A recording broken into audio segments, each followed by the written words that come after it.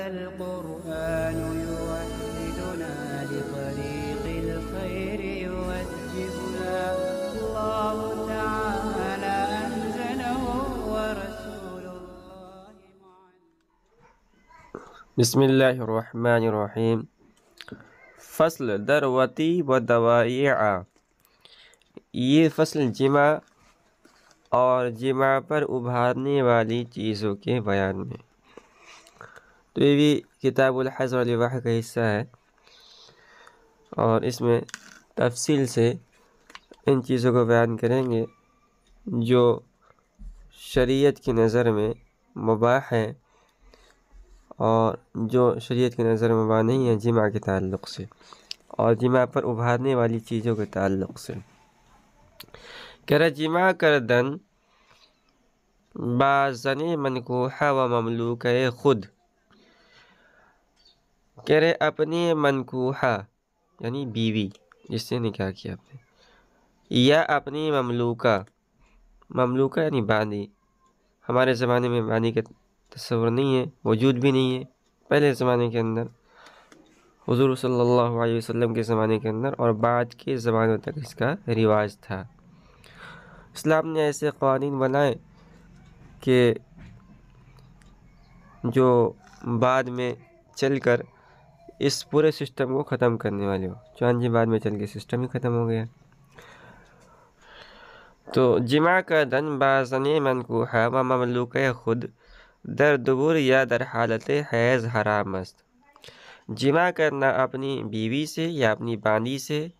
دبر میں یعنی پاخانے کے راستے میں یا حالت حیض میں حرام ہے۔ تو اصلاً اپنی بیوی سے، بیوی کے ساتھ یا اپنی باندی کے ساتھ جمع کرنا حلال ہے، لیکن موضع جمع کے اندر جو شریعت نے جس کو جائز قرار دیا ہے یعنی فرج کے اندر۔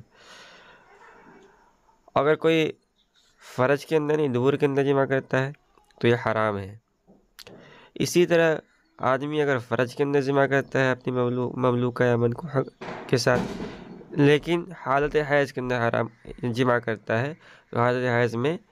فرج کے اندر بھی جمع کرنا حرام ہے۔ مسئلہ لواطت حرام است قطعی منکر حرمت کافر است۔ لواطت حرام ہے یقینی طور پر اور اس کا منکر کافر ہے۔ تو مرد اگر اپنی خواہش کسی دوسرے مرد سے پوری کرے تو اسے کہا جاتا ہے لواطت، لواطت سے تعبیر کیا جاتا ہے، لیکن یہ اہل علم کی بہت بڑی غلطی ہے، اس لیے کہ یہ لوط علیہ السلام کی طرف منسوب ہے اور یہ جو پیغمبر تھے، حالانکہ ان کے تو پیغمبر تھے نا، ان کے جو قوم لوط تھی ان کا جو ہے یہ ان کے اندر یہ بری عادت کا رواج تھا کہ وہ اپنے خواہش عورت کی بجائے مرد سے پوری کرتے تھے۔ تو لواطت کے بجائے اہل علم نے لکھا ہے کہ لواطت کے بجائے بدفعلی کا لفظ یا لواطت کا لفظ استعمال نہ کیا جائے، کوئی دوسرا لفظ استعمال کیا جائے، بہرکہ بدفعلی حرام ہے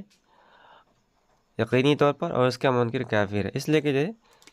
اس کا ثبوت نص قطعی سے اور نص قطعی کا منکر کافر ہوتا ہے۔ یہ بات یہاں پوری ہوئی۔ آگے مسئلہ بیان کر رہے ہیں کہ دیدن زن اجنبیہ را یا امرد را بشہوت حرام است۔ کسی اجنبی عورت کو دیکھنا یا کسی امرد کو دیکھنا شہوت کے ساتھ حرام ہے۔ تو اجنبی عورت یعنی بیوی کے علاوہ یا محرم کے علاوہ کوئی عورت ہے جو ہمارے لیے غیر محرم ہے تو اس کا دیکھنا حرام ہے۔ اسی طرح اگر کوئی آدمی ہے جس کی داڑھی مونچھ نہیں نکلی ہے، لڑکا ہے مثال کے طور پر، تو اس کو بھی شہوت کے ساتھ دیکھنا حرام ہے۔ وہم چنی دست باجنبیہ بشہوت رسانیدن و از پا حرکت نامشروع کردن، کہنا اسی طرح حرام ہے کسی اجنبی عورت تک شہوت کے ساتھ ہاتھ کا پہنچانا یعنی کسی اجنبی عورت کو چھونا، و از پا حرکت نامشروع کردن، اسی طرح اگر کوئی آدمی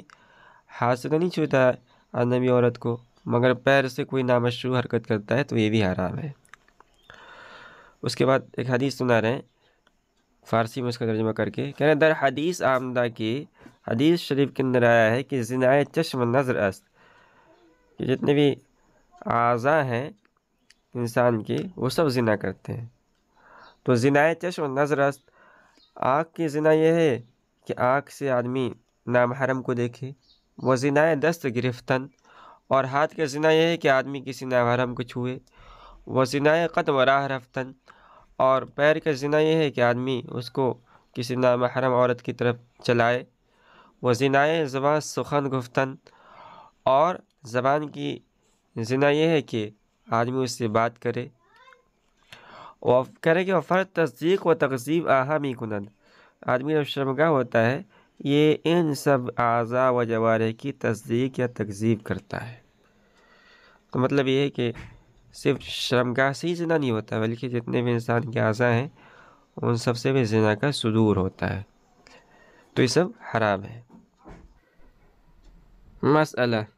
نظر کردن بعورتی دیگر حرام است، کسی دوسرے کی سطر کو دیکھنا حرام ہے۔ تو عورت کے معنی آتے ہیں سطر، اور عورت کہہ لیجیے یا سطر کہہ لیجیے ایک اصطلاحی لفظ ہے، یعنی شرعی اصطلاح ہے۔ تو شرعاً عورت یا سطر مرد کے حق میں یہ ہے ناف سے لے کے گھٹنے تک، اور عورت کا سارا بدن سوائے دونوں ہتھیلی اور چہرے کے۔ اگر عند ضرورت بقدر ضرورت ببینند، لیکن اگر ضرورت ہے تو ضرورت کے وقت بقدر ضرورت دیکھ سکتا ہے، اس لیے کہ فقہی قاعدہ ہے الضرورت تتقدر بقدر ضرورت۔ مثال کے طور پر ڈاکٹر ہے اور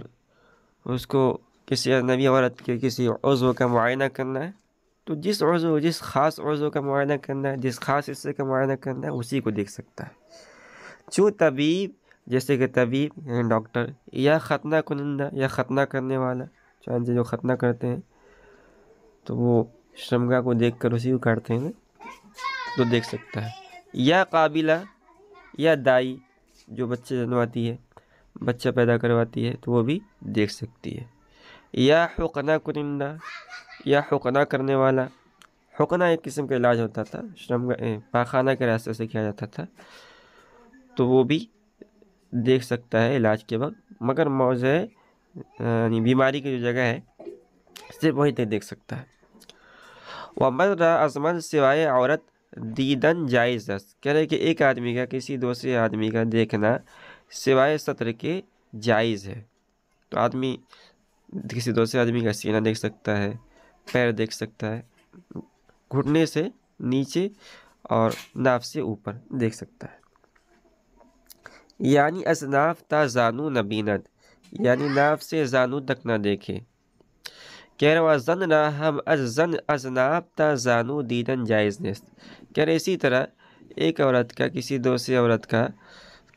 عورت کو ناف سے زانو تک دیکھنا جائز نہیں۔ دیگر بدن دیدن جائز است،